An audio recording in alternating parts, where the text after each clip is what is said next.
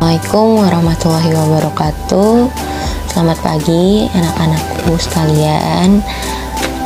Semoga kalian selalu dalam keadaan sehat walafiat dan dalam lindungan Allah Subhanahu wa taala. Oke. Pagi ini kita sudah memasuki tema kelima ya. Nah, hari ini kita akan belajar IPA, yaitu materi sifat-sifat cahaya. Yang pertama, kita cari dulu pengertian dari cahaya itu sendiri. Apa itu cahaya?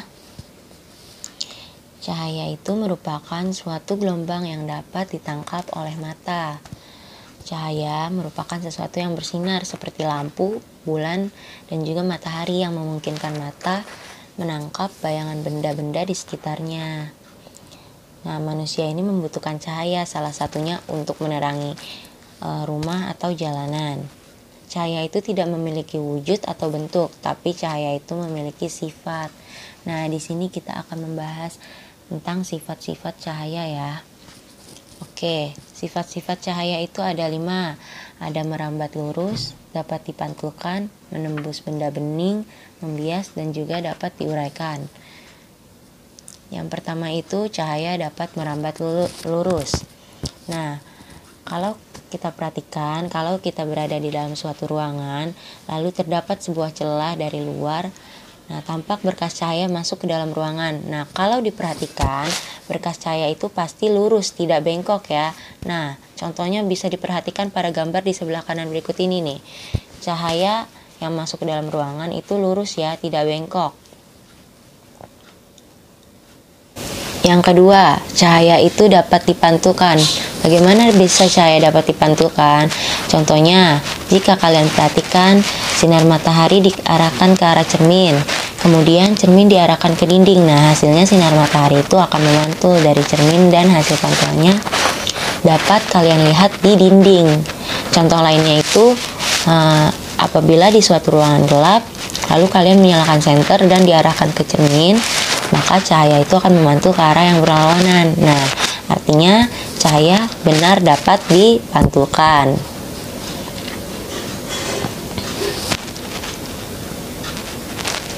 Yang selanjutnya, cahaya itu dapat menembus benda bening. Nah, cahaya itu mampu menembus benda dan melewati benda bening seperti kaca, air jernih, botol bening, plastik. Lalu cahaya dapat menembus benda tersebut ya. Kalau benda seperti buku, kayu, tembok, atau air susu, apakah dapat ditembus dengan cahaya? Nah, kalian bisa melakukan percobaan ya di rumah, apakah benda seperti kayu atau tembok itu bisa menembus cahaya.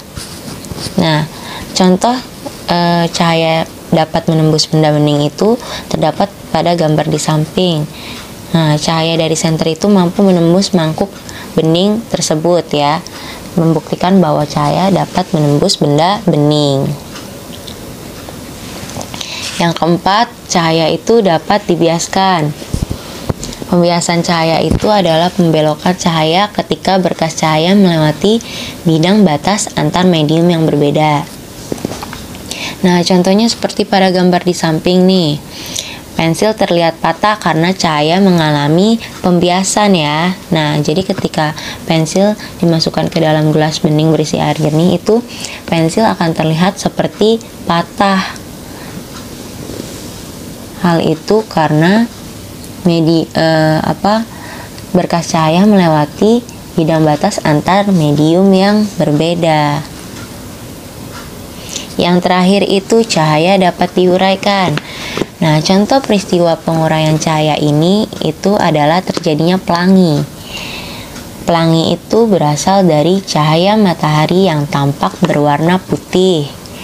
Nah, setelah mengenai butiran air hujan, cahaya putih itu mengalami pembiasan dan terurai menjadi 7 warna yang bisa kalian lihat pada warna pelangi.